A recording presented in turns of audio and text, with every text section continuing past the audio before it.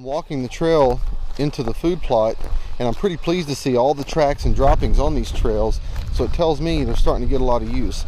You know, with wildlife, they need 5 key things for survival. It's food, water, cover, space, arrangement. I've got water nearby, we've got plenty of cover, we've got the space, but they need food, especially this time of year when things are going dormant and things are starting to die. So by creating this centralized food source, I can get animals concentrated on this one spot and be able to come down here and hopefully photograph them easier. But if you just look at droppings and you look at sign, I see some deer droppings there, pig droppings back there, some turkey droppings. If you look at just the sign, it's hard to figure out when things are coming when they're not here. For example, when I walk down here, there's nothing on the food plot. I can tell it's been here, but it's not here. And just like eating at the feeder, I have no idea when they come to the feeder. So to solve that problem, I like to take a cue from hunters. For several years now, hunters have known the benefit of photographic technology to try to help them scout and try to figure out game movement. So about 3 days ago, I deployed this game camera on this food plot. I just brought in a mesquite stump I found in the pasture, strapped this camera to it, and anytime anything walks in front of it, it'll activate the passive infrared sensor on the camera, which in turn will trip the digital camera that's inside. It also has an LED array on front, or an infrared array on front, so that way it'll take pictures at night as well.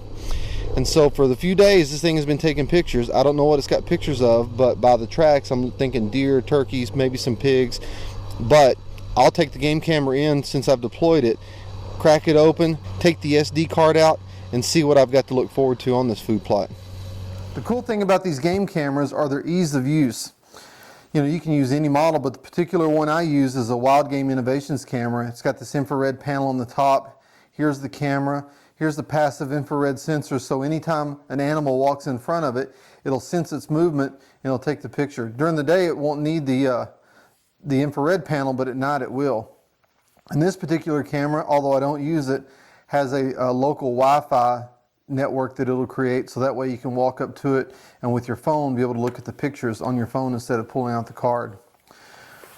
If you open it up, this one takes 8 AA batteries. It'll last, if it's not really cold, it'll last a super long time on those batteries.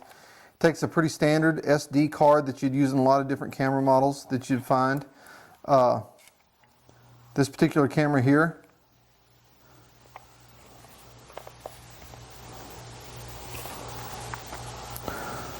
it's got a screen on the back that you can scroll through and look at the images, and without having to pull the card out and be able to kind of preview what kind of animals you're getting pictures of. And I can see there I've got a picture of a doe. But overall, they're pretty versatile, and really this thing, when you get ready to deploy it, all you've got to do is just close the back, close the latch on the side to weather seal it, hang it on the tree, you're ready to roll.